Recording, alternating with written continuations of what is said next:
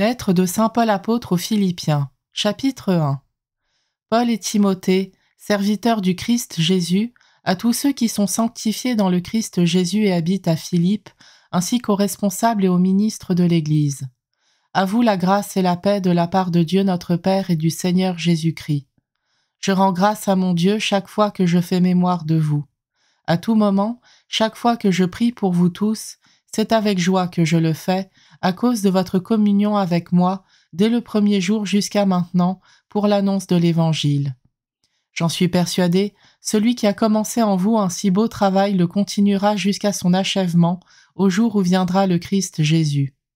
Il est donc juste que j'aie de telles dispositions à l'égard de vous tous, car je vous porte dans mon cœur, vous qui communiez tous à la grâce qui m'est faite dans mes chaînes, comme dans la défense de l'Évangile et son annonce ferme. Oui, Dieu est témoin de ma vive affection pour vous tous dans la tendresse du Christ Jésus. Et dans ma prière, je demande que votre amour vous fasse progresser de plus en plus dans la pleine connaissance et en toute clairvoyance pour discerner ce qui est important. Ainsi, serez-vous purs et irréprochables pour le jour du Christ, comblés du fruit de la justice qui s'obtient par Jésus-Christ pour la gloire et la louange de Dieu. Je veux que vous le sachiez, frères, ce qui m'arrive a plutôt fait progresser l'annonce de l'Évangile.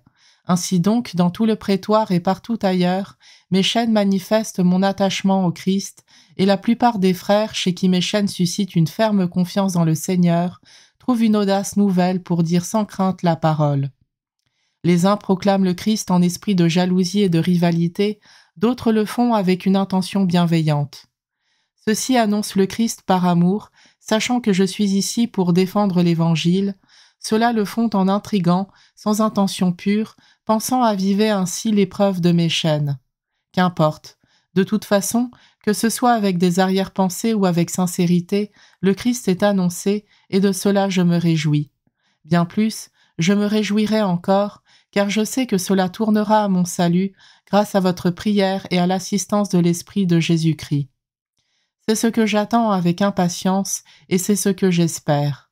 Je n'aurai à rougir de rien, au contraire, je garderai toute mon assurance, maintenant comme toujours, soit que je vive, soit que je meure, le Christ sera glorifié dans mon corps.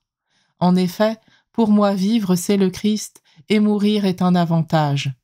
Mais si en vivant en ce monde j'arrive à faire un travail utile, je ne sais plus comment choisir. Je me sens pris entre les deux, je désire partir pour être avec le Christ car c'est bien préférable, mais à cause de vous, demeurer en ce monde est encore plus nécessaire. De cela je suis convaincu.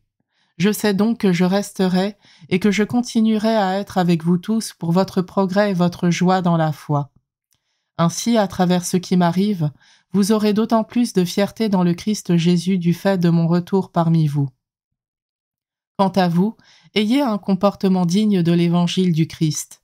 Ainsi, soit que je vienne vous voir, soit que je reste absent, j'entendrai dire de vous que vous tenez bon dans un seul esprit, que vous luttez ensemble d'une seule âme pour la foi en l'Évangile, et que vous ne vous laissez pas intimider par les adversaires. Ce sera pour eux la preuve de leur perte, et pour vous celle du salut. Et tout cela vient de Dieu, qui pour le Christ vous a fait la grâce non seulement de croire en lui, mais aussi de souffrir pour lui. Ce combat que vous soutenez, vous m'avez vu le mener moi aussi, et vous entendez maintenant que je le mène encore.